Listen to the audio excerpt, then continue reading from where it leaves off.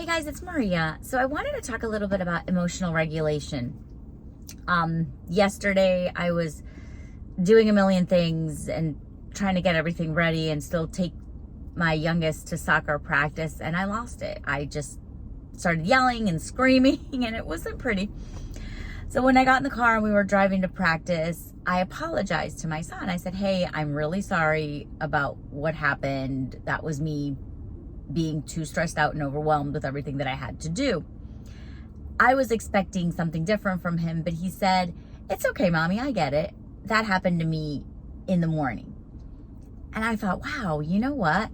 He put it in perspective and he thought about it himself. He realized that, yeah, we all lose it sometimes.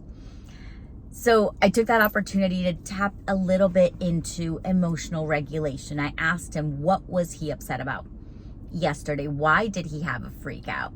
What did he do to calm himself down? What can he do to avoid that situation again?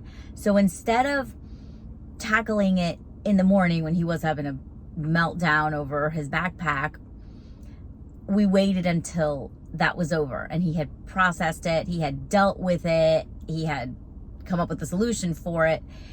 And then later on, in a calm moment when we could actually have a good conversation, we kind of did some collaborative problem solving. Okay, so what can we do so it doesn't happen again? Let's throw out some ideas. What can we do so that your backpack is not so heavy? What can we do so you're not so overwhelmed in the morning? I throw out some ideas, you throw out some ideas, we figure out which ones are going to work. We also talked a little bit about regulating and calming. So I explained to him that when I lose it, when I get overwhelmed and frustrated, I tend to yell and scream, which is not a good thing for me to do.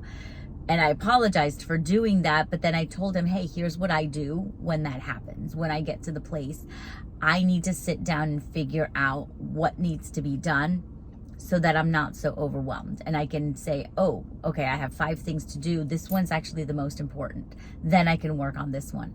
This one I can put aside. This one I can delegate to someone else. So it's good for them to see us go through our problems. It's good for them to see us kind of ride that emotional wave and see us at an ugly place, but also see us talking it through and figuring out how to get to a better place. Because we don't want them to only see the angry outbursts, or we don't want them to only see us in this perfect little bubble. We want them to see the good and the bad, but to also notice what we have to do to get back to that even place.